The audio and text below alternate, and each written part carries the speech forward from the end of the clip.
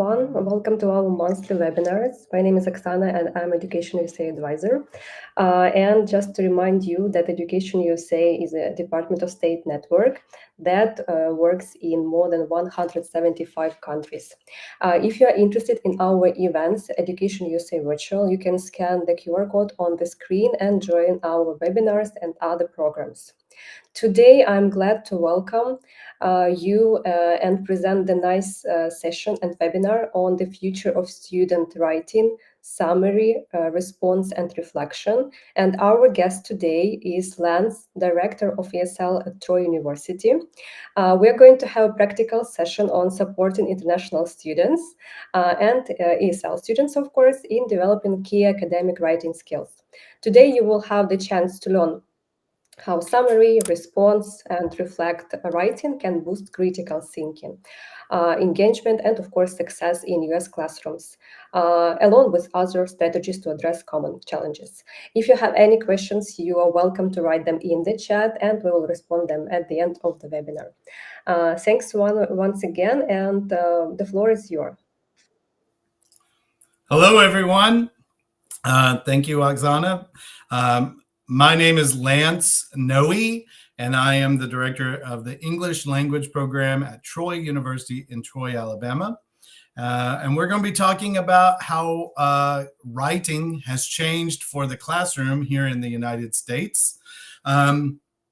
These ideas are pretty universal right now. We'll talk about why they are universal.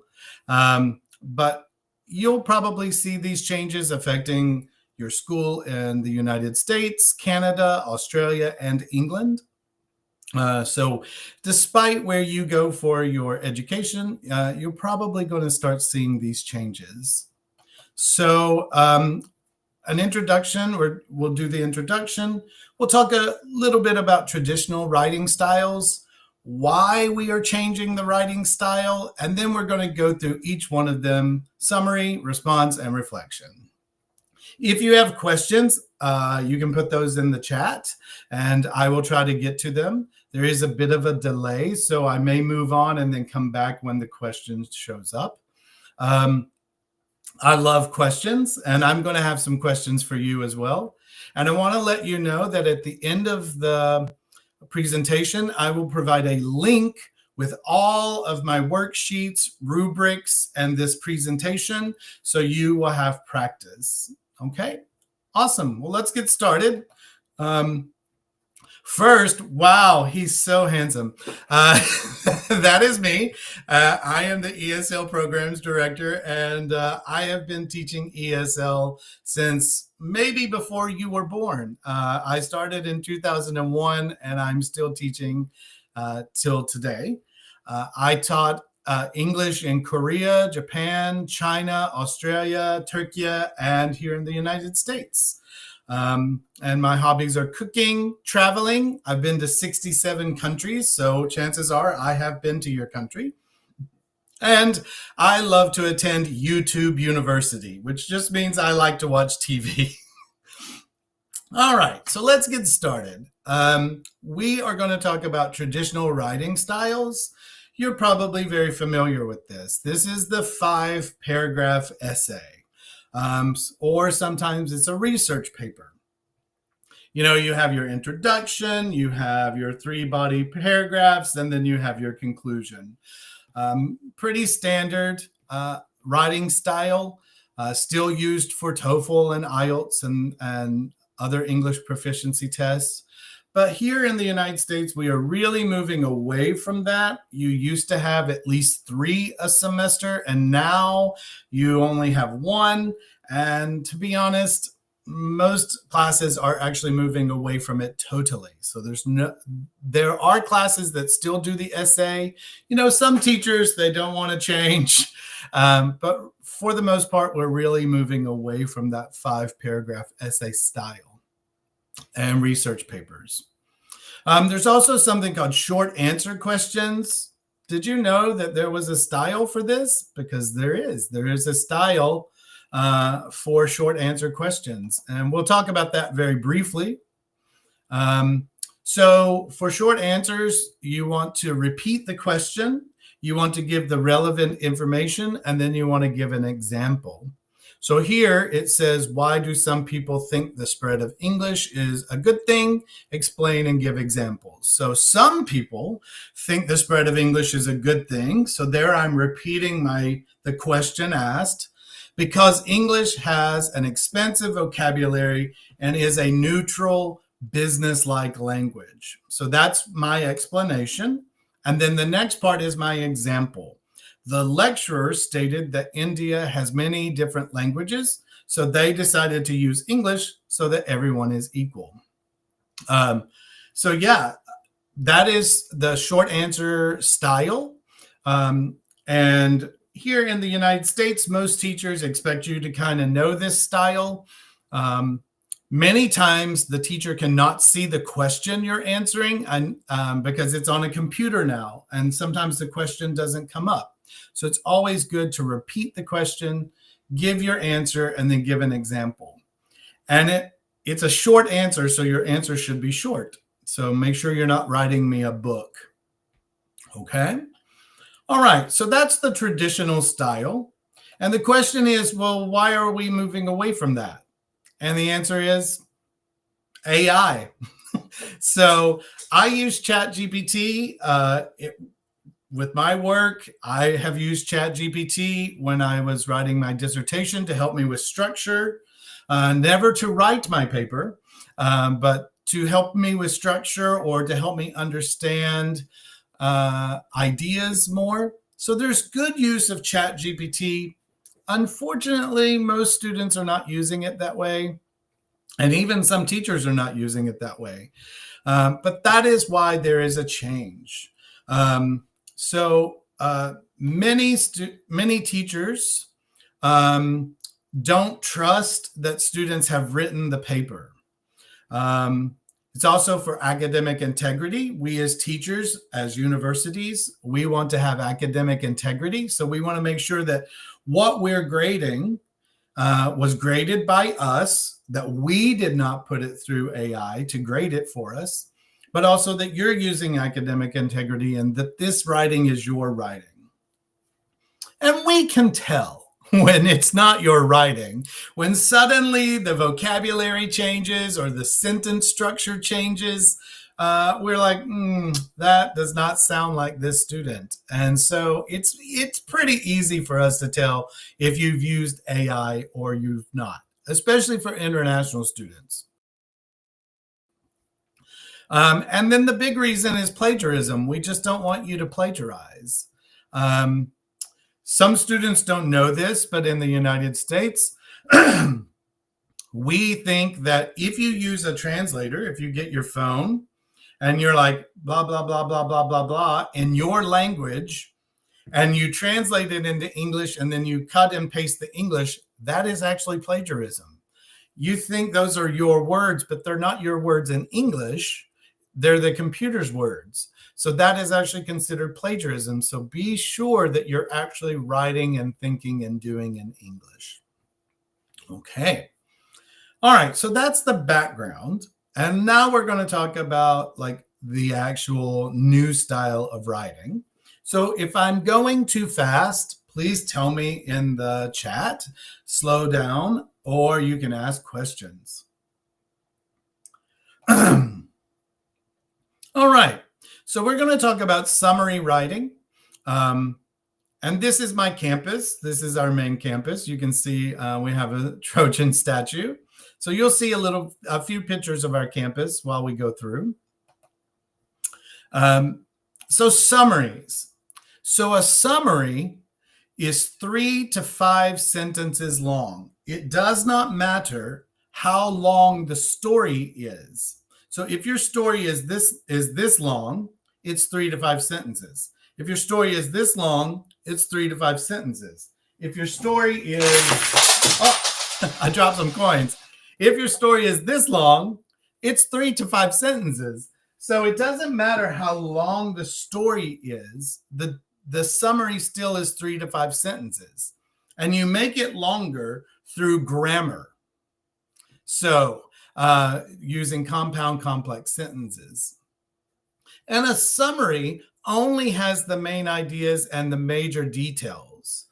It has definitions or explanations. Sometimes it has dates. Sometimes it has names. But you have to decide if those dates and names are important to the main idea. And it has to be in your own words. You cannot copy the words from the original source. So all of these have to be in your own writing and your words. So that's very important. So we're going to look at some summaries and some examples. And again, this is all in the folder that I'm going to share with you. So you'll have all of this.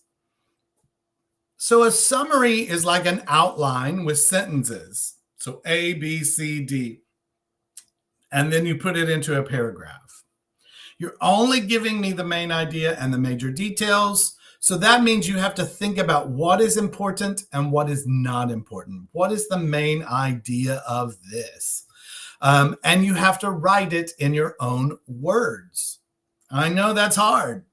Trust me, I speak English, and even it's hard for me because many times the writer uses the best words.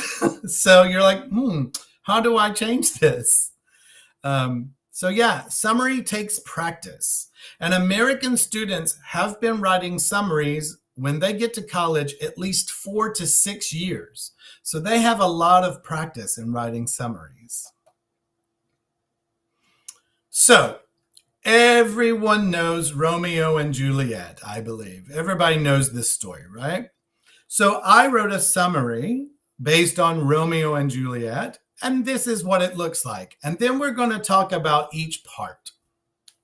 So in Romeo and Juliet by William Shakespeare, he writes or dramatizes, we'll talk about those in just a second, how Romeo and Juliet met at a party and fall in love, even though their families are enemies. So that's the main idea of that whole story. That play is 2 hours long, and it's about these two people who meet, fall in love, and their families hate each other. They decide to run away together and get married. Juliet fakes her own death using poison, but Romeo thinks it is real and kills himself. When Juliet awakens, she sees Romeo is dead and stabs herself and dies. Their families cry and become friends. That's the story of Romeo and Juliet. So we'll talk about some things that are not here and some things that are here. So let's go back to that first sentence. That first sentence needs 4 things.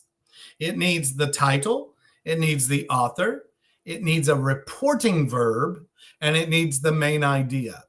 That reporting verb is the hard part because a reporting verb tells you what kind of writing or what kind of article it was. Was it descriptive? Was it informative? Was it persuasive? In this example, Romeo and Juliet is a play, so I use the word dramatize. That's the verb form of drama. So you can also use writes, but writes is a less academic word. Dramatizes is a much more academic word and is therefore more interesting.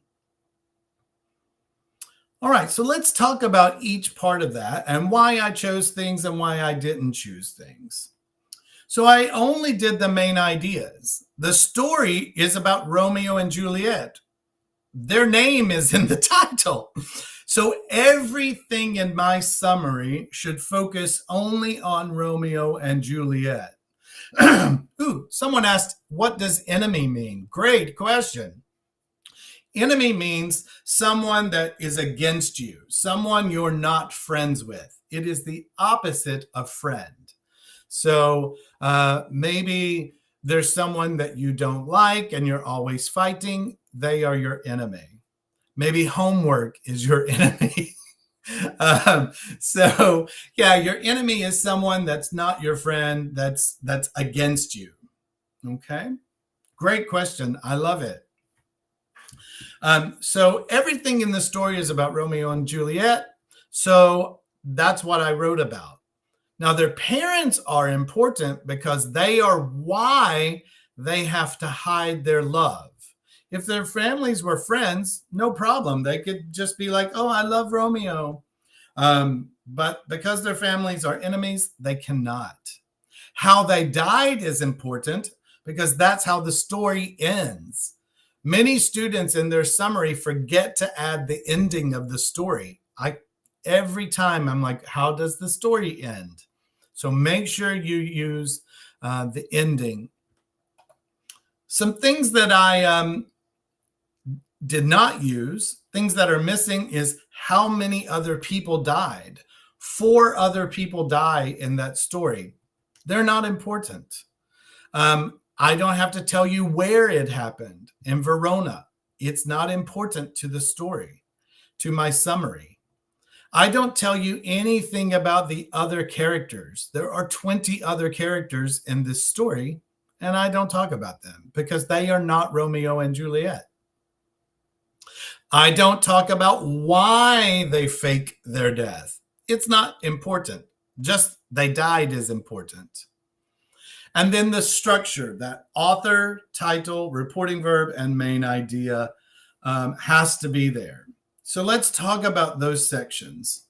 So here are some reporting verbs. And again, I'm going to share this with you so you don't have to take notes. But you have to think about what kind of story is this? Is it an argument? Is it a theory? Is it a description? Is it just information? But I want you to notice that in one of the words has a line through it. The word say has a line through it. And that is because you are reading something that is written. The author does not say anything. He did not talk to you. The author did not talk about. He didn't talk to you. The author doesn't tell. He didn't talk to you. So the author does not say, the author does not talk about, and the author does not tell. Those are verbal. Those are speaking. So please don't write those. Also, remark, I put through a line through because, again, they didn't talk to you. So the author wrote, the author stated, the author described, the author defined, the author illustrated. All of these words will tell you, me, the reader of your summary, what kind of writing you read. And that's a very important thing. And you have to practice that. Like, you really have to think, what kind of writing is this? So that reporting verb does a lot of work. All right. I'm happy to come back and answer any questions about the reporting verb, but we're going to move to the next section. I think I just answered what does reporting verb mean. That came up in the chat. But if you still need more explanation, you can ask again, and I'm happy to tell. So your introduction sentence, there are many styles to write this, but please don't use according to. I know that's going to be surprising. A lot of students are surprised by that.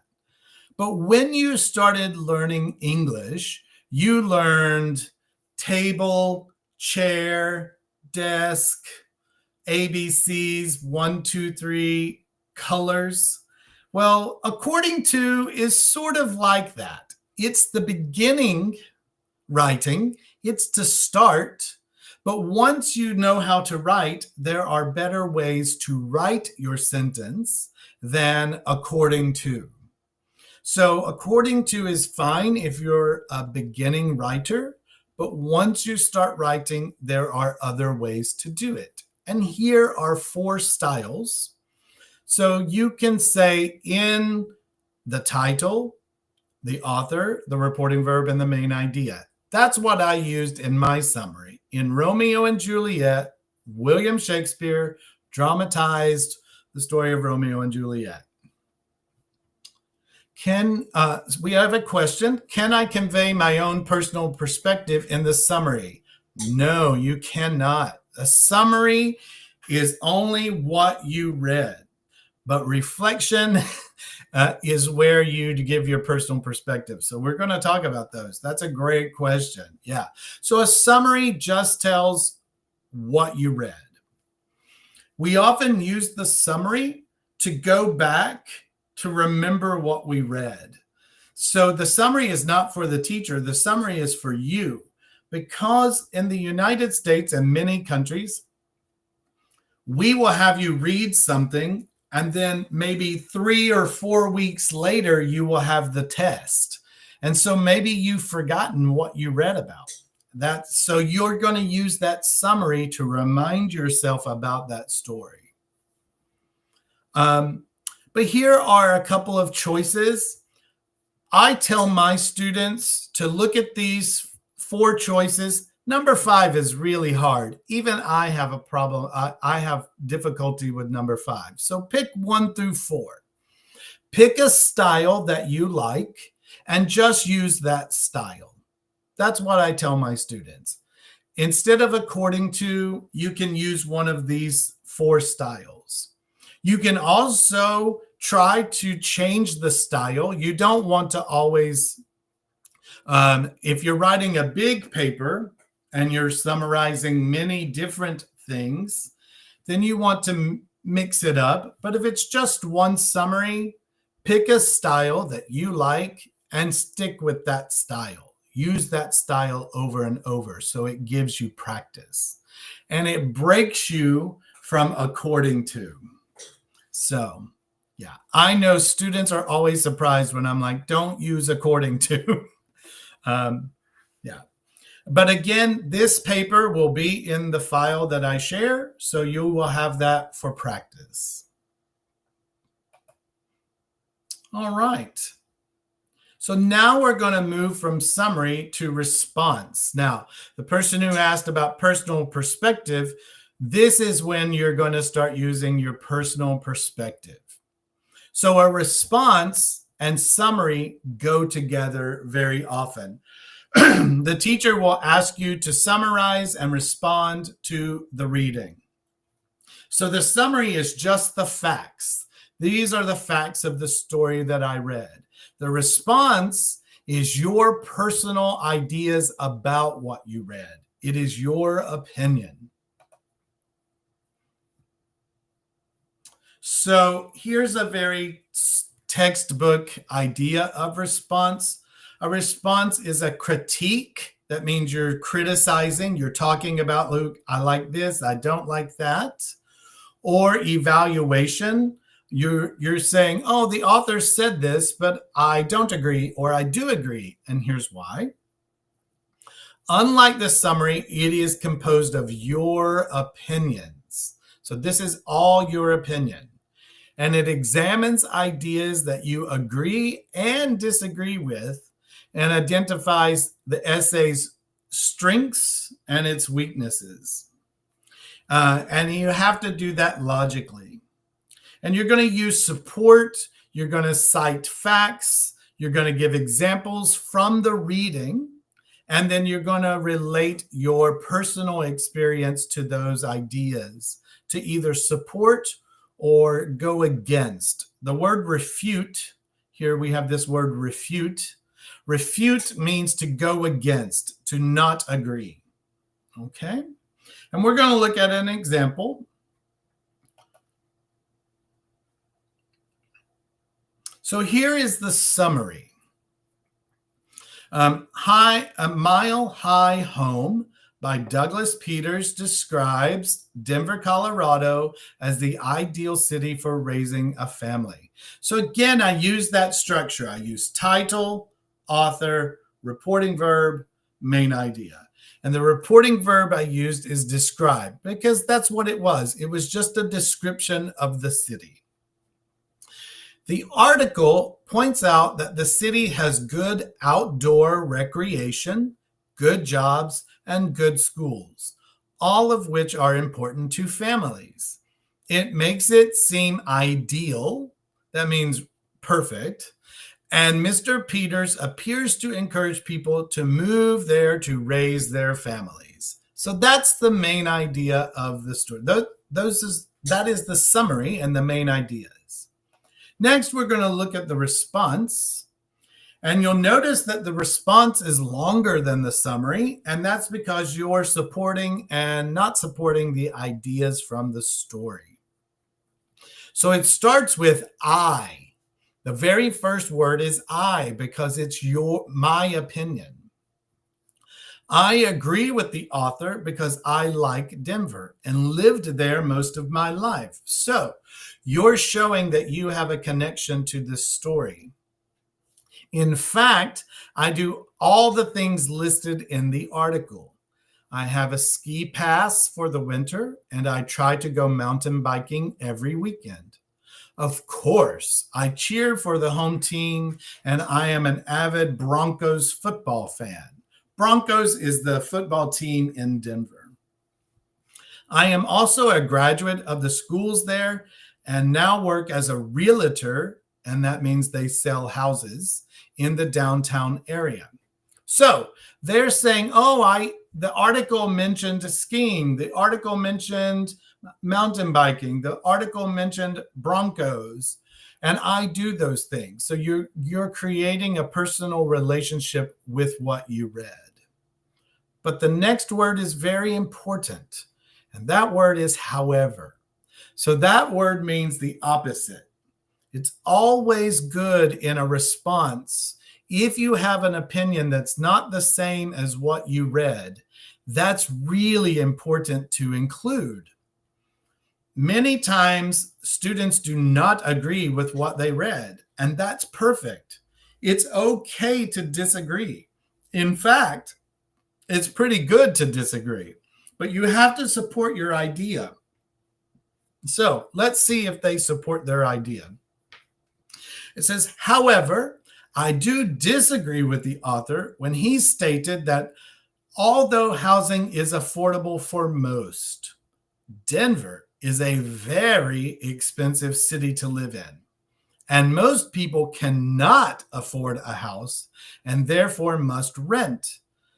So they are saying that the author said this, but I do not agree with this. And they say what the author said and why they don't agree.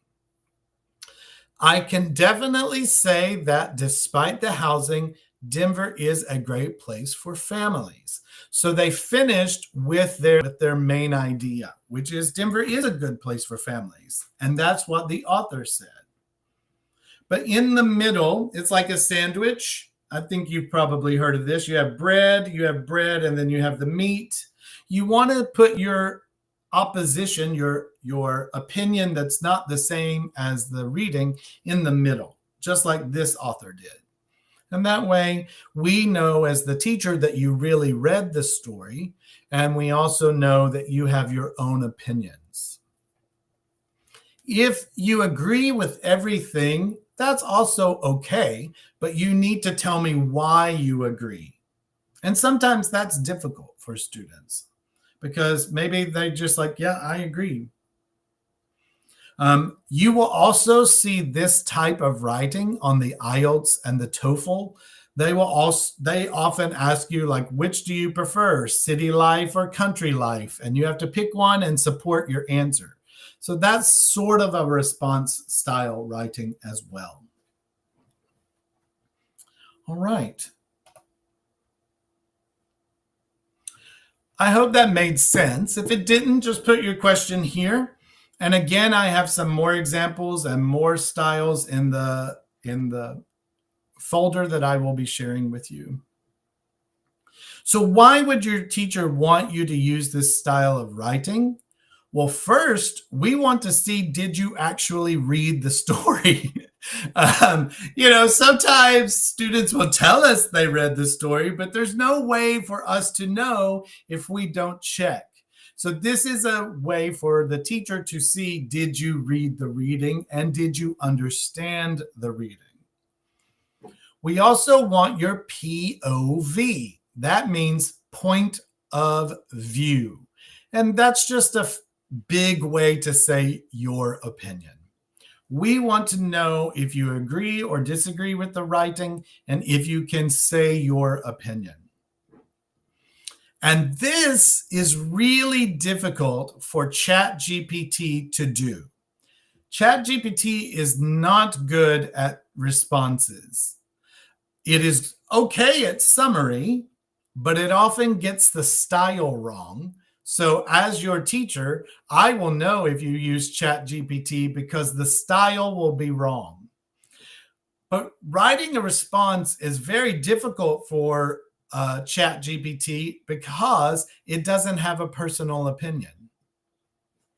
Can I lie about my experience? We have a question. Sorry, I just saw it. We have a question.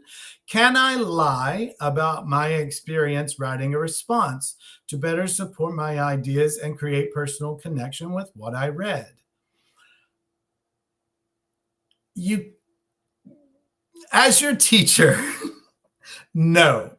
Because if you lie, and I, as your teacher, really like that idea, and in class, I'm like, oh, tell me more about blah, blah, blah. And you're like, then I know you lied. So it's okay to say, oh, the story was about visiting, the story was about tourism, but I have never left my country. You can say that, be like, oh, I guess I agree with the writer, but I don't have personal experience with that, so I'm not sure. But I would not encourage a student to lie or to tell me something they think I want to know. That is not the reason for a response. That's a great question. And it's a question that students often ask me because many students don't have an opinion about what they read. And that's okay to say. You can say, like, I read this story, but actually I don't have a strong opinion about this or that. But then what you want to do is you want to say, in the story, the author said this. I don't know if I agree or disagree because I don't have an opinion.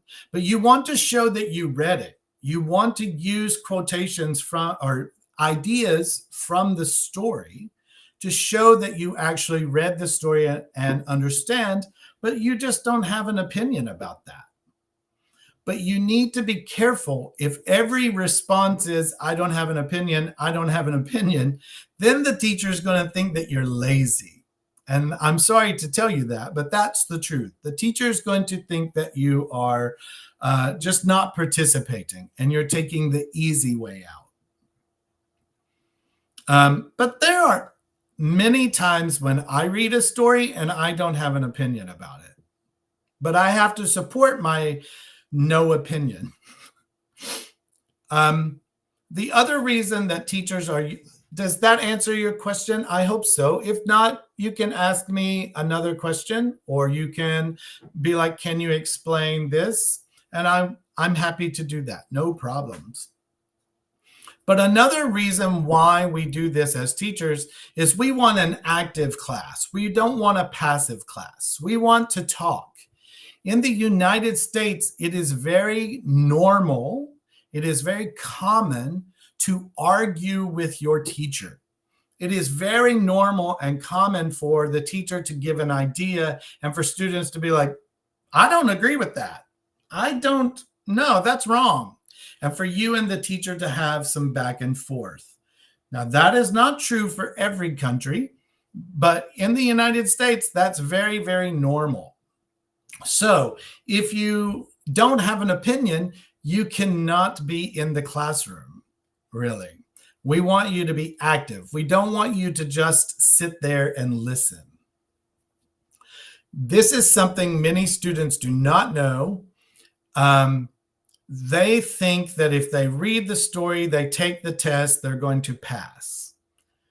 In the United States, about 70% of the test is based on the discussion that happens in class. And only about 30% of the test is from the homework. So 70% of the test is what you talk about in class and the arguments that you have in class. So you have to make sure that when class is having a discussion that you're still taking notes, because that's going to be on the test. So a lot of students are very surprised when they come to America and they get a test, and the test has discussion questions on it. They're like, but that wasn't in the that was not in the reading. And the teacher's like, yeah, we talked about it in class. So many teachers see the reading as outside and the discussion as inside the class. I'm going to drink some coffee and read your question. I've been talking a lot. I hope that my English is at the right level, but if it's not, if I'm too fast or too slow or my vocabulary is not good, please tell me. I am not here for myself. I am here for you. Okay, we have some questions. So supporting my have no opinion, I like that. Great. Yeah, it's okay to not have an opinion. Sometimes we don't have an opinion. I read a story yesterday and I'm like, okay, thank you. Thank you for this information, but I don't know what I do with this. And that is okay. POV, could you repeat, please? Sure. POV is point of view. And that just means my opinion, what I see. So your view, your point of view is what you see, what you think. It is just a nice word for opinion. Okay, this is how I see it. So many of you are from different countries, and different countries have different opinions about the same topic. So as an American, I'm going to have a different point of view or opinion about a subject than you will. And it's great. It's actually a really good idea. If you read something and this is not something that happens in your country, that's great. Be like, oh, this is the first time I've thought about this because in my country, this does not happen. That's your opinion. That is also supporting. The teacher, the author wrote, this, but in my country, that doesn't happen. We do this, but give the example. Explain your opinion. Okay? We're almost out of time, and I want to get to reflection, but I'm always happy to answer any questions, but we are going to move on from this. So summary and response typically go together. You summarize the story, and then you give your opinion about the story. And right now in the United States, in one semester, most teachers are giving about 12 to 15 summary and responses. It's a lot. So you're going to write those a lot. And they should not be long, maybe 1 page total. Summary at the top, response in the bottom. It's 1 page. So it's not a book. It's not a lot of writing, but you do them often. And often online outside of class. You typically do not write these in class, but sometimes, but because of ChatGPT, we are writing more and more and more in class. So here is a brief idea of the difference between a response and a reflection. So we're going to talk about reflective writing next. So reflective writing, that's our next topic. It focuses on your personal experience and your insight. Insight is just a big word for your thoughts, your ideas, your knowledge. It encourages self-examination. So you're going to think about yourself, critical thinking about an event or a learning experience. Often structured around questions like, what did I learn? How did I feel? And these are common after a big project or a big event, a task, a report, or a paper. So this is your reflection on how you did for something.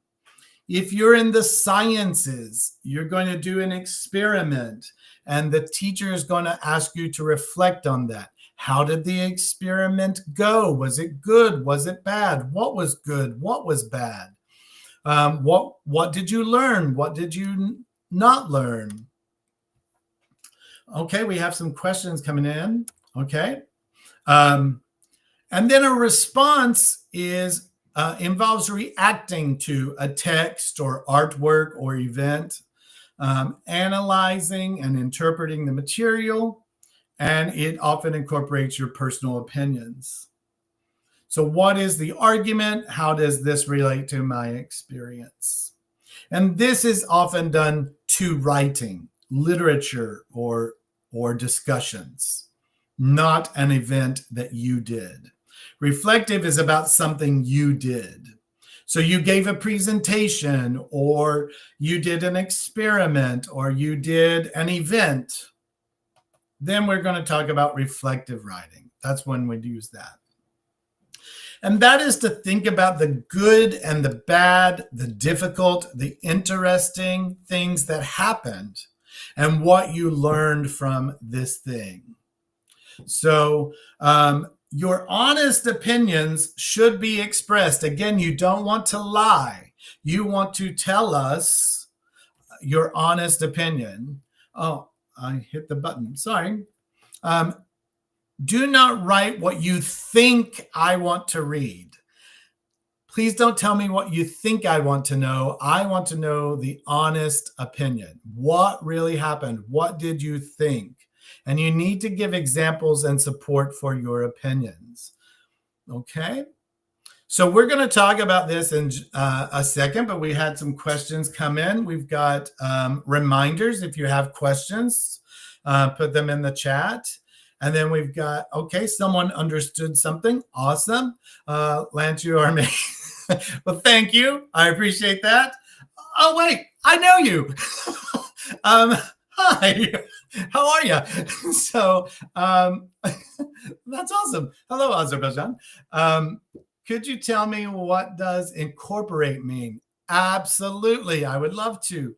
Incorporate means to put together.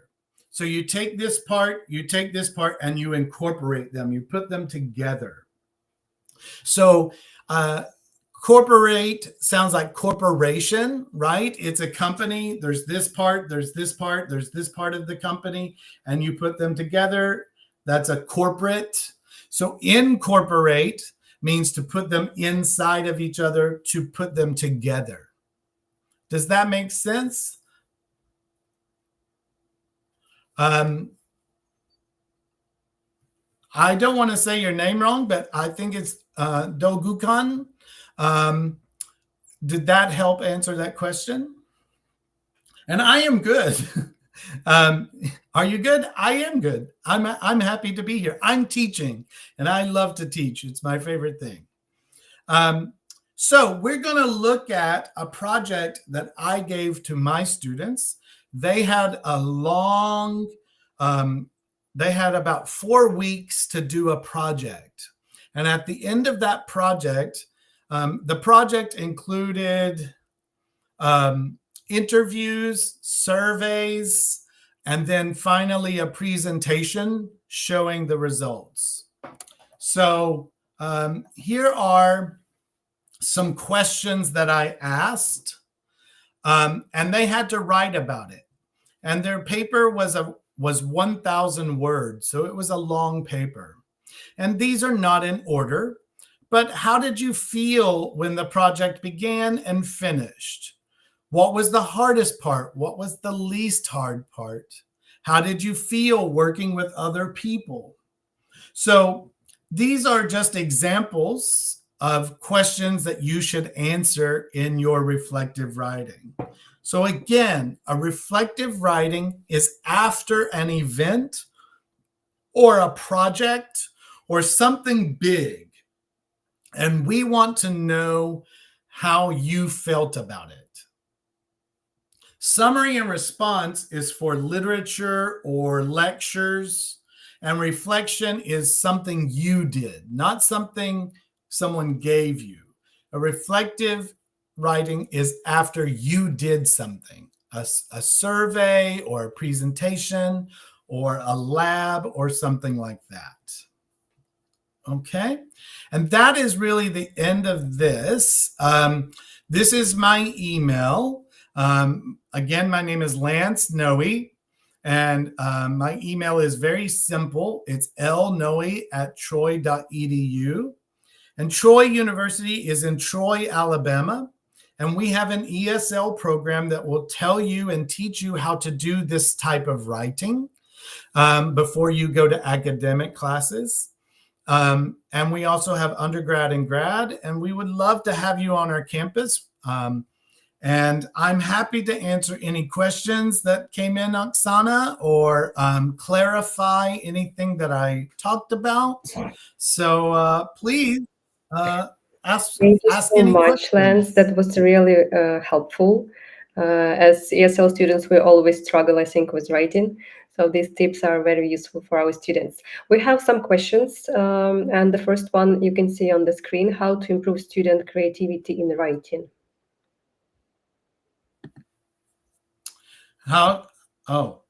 I just sent you the link also in the private chat, if you could put that in the chat room.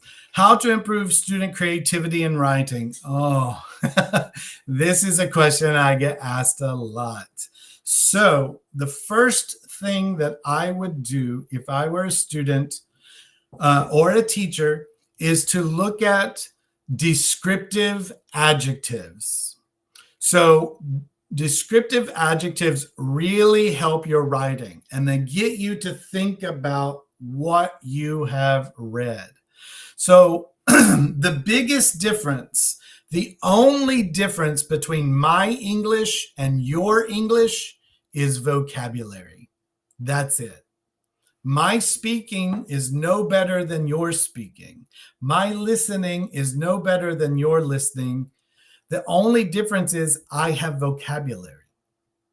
So if you want to study English, if you want to improve your English, the best way to do that is to increase your vocabulary. This is something that we focus on in my program. Every level has a vocabulary class because vocabulary is the most important skill for speaking and writing. So that's what I would do. Once you have that vocabulary, then you can express yourself more clearly and more creatively in your writing. That's a great question. Thank you. Thank you so much. So we have a few more. And the next question, could we please have it on the screen as well? It's very early in the morning. I need coffee. So That's fine. So what are some good writing tips for personal statement, if there are any? well, Oksana may be able to give you a link to a presentation that I gave 2 months ago about this topic.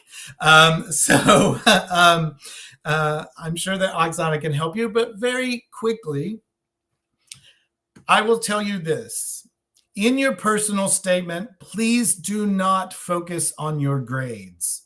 Everyone has good grades. If you're trying to come to the United States, you must have good grades because the visa people, the embassy people, they're going to look at your transcripts. The school is going to look at your transcripts. Please don't focus on your grades. What we want to know is you. What are you going to bring to our school? What are you going to bring to us? So talk about your hobbies. Talk about the things you do after school. Talk about the things that make you special. So you have seen our president. He is all about himself. He is like, I did this, I did this, I did this, I did this, I am amazing. unfortunately, that is America. And we want that in your writing. We want to know what makes you special, what makes you interesting. Your first sentence should be, hello, my name is, and I am from wherever you are from. And you want to repeat that 5 times. So my friend is from Azerbaijan, so I'm going to use him as an example. So hello, my name is, and I am from Azerbaijan. And then you want to say Azerbaijan, Azerbaijan, Azerbaijan, Azerbaijan, Azerbaijan 5 times.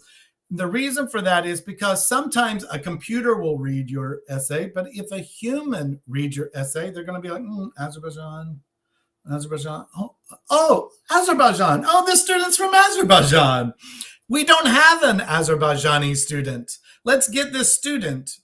So never hide where you're from. That is an asset because you're going to diversify the program. You're going to make it different and special. There's a question. Is there a law school at Troy University? I'd love to have a teacher like Lance for at least one subject. Oh, that's very sweet. Thank you. We are not a law school in the United States. Everyone does their undergrad, and that's for 4 years, and your major will be political science. And then you have to transfer to a law school. So in America, the universities are not a law school. You have to transfer to a law school when you're finished with your undergrad. And depending on what type of lawyer you want to be, that can be 2 years, 4 years, or 6 years after. So, yeah. Yeah, law school and medical school, if you in the United States, is not a school. It's separate. You have to do your undergrad, then you go to that school. We have another question about math. Oh, no. Oh, math. I'm interested in both math and writing. How can reflection or response writing be useful for STEM students too?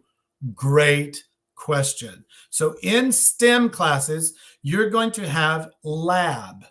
So that's where you take the theory that you learned, the math theory or the science theory, and you're actually going to practice it. You're going to do it. You're going to go to a lab and you're going to experiment with it.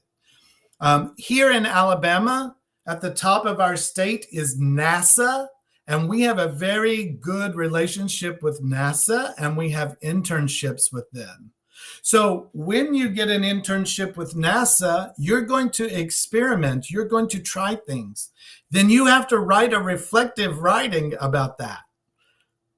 And also you're going to have, you're going to say, this worked well, this did not work well. But